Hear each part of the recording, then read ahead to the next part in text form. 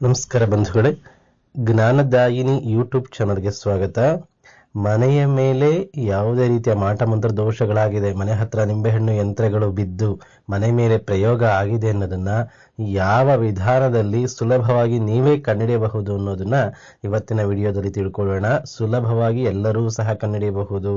ಯಾರ ಮನೇಲಿ ನೆಗೆಟಿವ್ಸ್ ಆಗ್ತಾ ಇದೆ, ಯಾರ ಮೇಲೆ ತುಂಬಾ ಪ್ರಾಬ್ಲಮ್ಸ್ ಆಗ್ತಾ ಇದೆ, ಮನೆ ಹತ್ರ ನಿಂಬೆಹಣ್ಣು ಯಂತ್ರಗಳು ಬಿದ್ದಿದೆ, ವರ್ಕ್ ಮಾಡ್ತಾ ಇದೆಯಾ, ಎಲ್ಲಾ ವಿಚಾರಗಳನ್ನ ಈ ವಿಧಾನದಿಂದ, ಈ ಸುಲಭವಾದ ಪ್ರಯೋಗದಿಂದ ಖಂಡಿತವಾಗಿ ಕಂಡುಹಿಡಿಯಬಹುದು.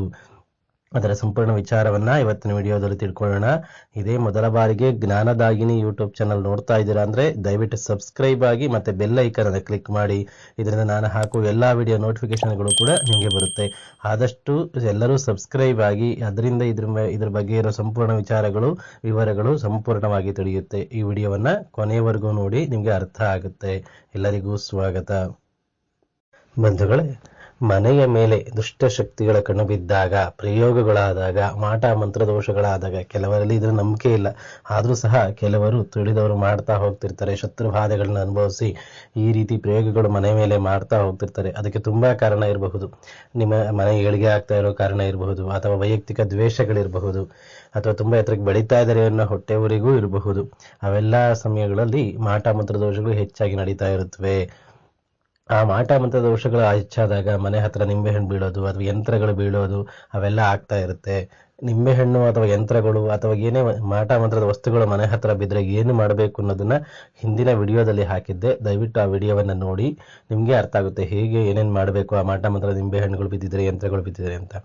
ಇವತ್ತಿನ ವಿಡಿಯೋದಲ್ಲಿ ಅದರ ಮುಂದಿನ ಭಾಗವಾದ ಮಾಟ ಮಂತ್ರ ಆಗಿದೆಯಾ ಇಲ್ವಾ ಅನ್ನೋದನ್ನ ಮನೆ ಮೇಲೆ ಹೇಗೆ ಕಂಡುಹಿಡಿಯಬಹುದು ಅನ್ನೋದನ್ನ ಅತ್ಯಂತ ಸುಲಭ ವಿಧಾನದಲ್ಲಿ ತಿಳ್ಕೊಳ್ಳೋಣ.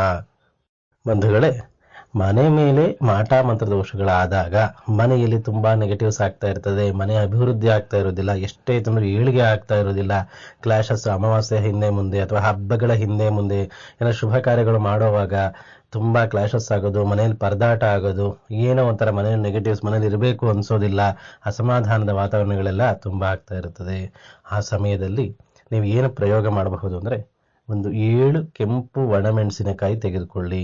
7 ಕೆಂಪು ಒಣಮೆಣಸಿನಕಾಯಿ, ಒಣಗಿರ್ಬೇಕು ಮೆಣಸಿನಕಾಯಿ ಅಂತ ಒಣಮೆಣಸಿನಕಾಯಿ ತಗೊಂಡು, ನಾಟಿ ಮೆಣಸಿನಕಾಯಿ ಅಂತಾರಲ್ಲ ಅದನ್ನ, ಕೆಂಪು ಒಣಮೆಣಸಿನಕಾಯಿ ತೆಗೆದುಕೊಂಡು ಮನೆಯ ಎಲ್ಲಾ ಬಾಗಿಲಿಗೆ, ವಾಸ್ಕಲ್ ಅಂತ ಏನು ಹೇಳ್ತಾರೆ ಅಲ್ಲಿ, ಮನೆಯ ಹೊರಗಡೆ ನಿಂತ್ಕೊಂಡು ವಾಸ್ಕಲ್ಗೆ, ಮನೆ ಒಳಗಡೆನೂ ಅಷ್ಟೇ ಎಲ್ಲಾ ವಾಸ್ಕಲ್ಗಳಿಗೂ ಎಲ್ಲಾ ಬಾಗಿಲುಗಳಿಗೂ ನಿವಾಳಿಸಿ.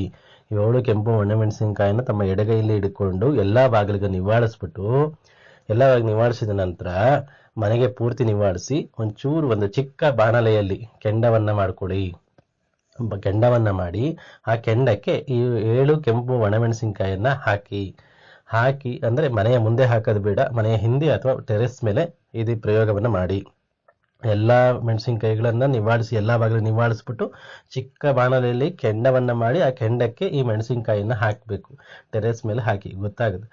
ಹಾಕಿದ ತಕ್ಷಣ ಆ ಮೆಣಸಿನಕಾಯಿ ಘಾಟ್ ಬರ್ತಾ ಇದೆಯಾ ಅಥವಾ ಪಟ ಸಿಡಿತಾ ಇದೆಯಾ ಅದನ್ನ ನೋಡ್ಬಿಟ್ಟು, ಅದರ ಮನೆ ಮೇಲೆ ಆಗಿದೆಯಾ, ಮನೆ ಮೇಲೆ ದೋಷ ಆಗಿದೆಯಾ ಅಥವಾ ಮನೆಯದೇ ದೋಷನ, ಎರಡನ್ನೂ ಕಂಡುಹಿಡಿಯಬಹುದು.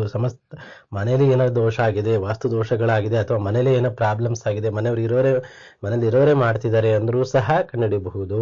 ಅಥವಾ ಪಟ ಸಿಡಿತಾ ಇದೆ ಅಂದ್ರೆ ಯಾರು ಏನ್ ಮಾಡಿಸಿದ್ದಾರೆ ಅಂತನೂ ಸಹ, ಮಾಡಿಸಿದರೆ ಇಲ್ವಾ ಅನ್ನೋದು ಸಹ ನಾವು ಕಂಡುಹಿಡಿಯಬಹುದು. ಪಟ ಸಿಡಿತಾ ಇದೆ ಅಂದ್ರೆ ಮನೆ ಮೇಲೆ ಏನೋ ತೊಂದರೆಗಳಾಗ್ತಾ ಇದೆ ಅಂತ ನಾವು ತಿಳಿದುಕೊಳ್ಳಬಹುದು. ನೀವು ಹಸಿ ಮೆಣಸಿನಕಾಯಿ ಅಂದ್ರೆ ಒಣಗದಲ್ಲಿರೋ ಮೆಣಸಿನಕಾಯಿನ ನಿವಾಳಿಸ್ಬಿಟ್ಟು ಹಾಕಿದ್ರು ಈ ಪ್ರಯೋಗದಿಂದ ಗೊತ್ತಾಗಬಹುದು. ಇದನ್ನ ಮನೆಯಲ್ಲಿ ಯಾರು ತುಂಬಾ ವಯಸ್ಸಾದವರು ಇದ್ರೆ ಅವ್ರ ಕಡೆಯಿಂದ ಮಾಡಿಸಬಹುದು. ಮಕ್ಕಳು ಮಾಡಬಾರ್ದು. ಒಂದು 30 ವರ್ಷ ದಾಟಿರೋರು ಯಾರು ಬೇಕಾದ್ರೂ ಸಹ ಈ ಪ್ರಯೋಗವನ್ನ ಮಾಡಬಹುದು. ಆದಷ್ಟು ಈ ಪ್ರಯೋಗವನ್ನ ಸಂಜೆ ಸಮಯ 5 ರಿಂದ 6 ಗಂಟೆ ಒಳಗಡೆ ಮಾಡಿದ್ರೆ ತುಂಬಾ ಒಳ್ಳೇದು. ಗುರುವಾರದತ್ತು, ಭಾನುವಾರ ಮಾಡಿದ್ರೆ ತುಂಬಾ ವಿಶೇಷ ಫಲ ಗೊತ್ತಾಗ್ಬಿಡುತ್ತೆ, ಬೇಗ ವಿಶೇಷ ಫಲ ಇರ್ತದೆ. ಇದನ್ನ ಮಾಡಿ ಆ ಮೆಣಸಿನಕಾಯಿ ಘಾಟ್ ಬರ್ತಾ ಇದೆಯಾ, ಪಟ ಸಿಡಿತಾ ಇದೆಯಾ ಅಂತ ಗೊತ್ತಾದ್ರೆ ಅದು ಮುಂದೆ ಏನು ಮಾಡಬಹುದು ಅದಕ್ಕೆ ಅನ್ನೋದನ್ನ ತಿಳ್ಕೊಬಹುದು. ನೀವೊಂದ್ಸರಿ ಇದನ್ನ ಮಾಡಿ, ನಿಮ್ಗೆ ಏನಾದ್ರೂ ಡೌಟ್ ಬಂತು ಅಂತಂದ್ರೆ ನನಗೆ ಖಂಡಿತ ಕಮೆಂಟ್ ಮಾಡಿ, ನಾನು ಖಂಡಿತ ಅದಕ್ಕೆ ಉತ್ತರವನ್ನ ಕೊಡ್ತೇನೆ. ನೀವು ಯಾವತ್ತೇ ದಿನ ಆಗ್ಲಿ ಸಂಜೆ 5 ರಿಂದ 6 ಗಂಟೆ ಒಳಗಡೆನೆ ಈ ಪ್ರಯೋಗವನ್ನ ಮಾಡಬೇಕು. ಇದರಿಂದ ನಿಮ್ಗೆ ಮಾಟ ಮಂತ್ರ ದೋಷಗಳಿಗೆ ಏನ್ ಪರಿಹಾರ ಮಾಡ್ಕೋಬಹುದು ಅನ್ನೋದನ್ನ ಸುಲಭವಾಗಿ ತಿಳಿದುಕೊಳ್ಳಬಹುದು. ಅತ್ಯಂತ ಸುಲಭ ವಿಧಾನ. ಆದಷ್ಟು ಈ ವಿಡಿಯೋವನ್ನ ಎಲ್ಲರಿಗೂ ಶೇರ್ ಮಾಡಿ, ಲೈಕ್ ಮಾಡಿ, ಕಮೆಂಟ್ ಮಾಡೋದನ್ನ ಮರಿಬೇಡಿ. ಎಲ್ಲರಿಗೂ ಉಪಯೋಗ ಆಗುತ್ತೆ. ಧನ್ಯವಾದಗಳು. ನಮಸ್ಕಾರ.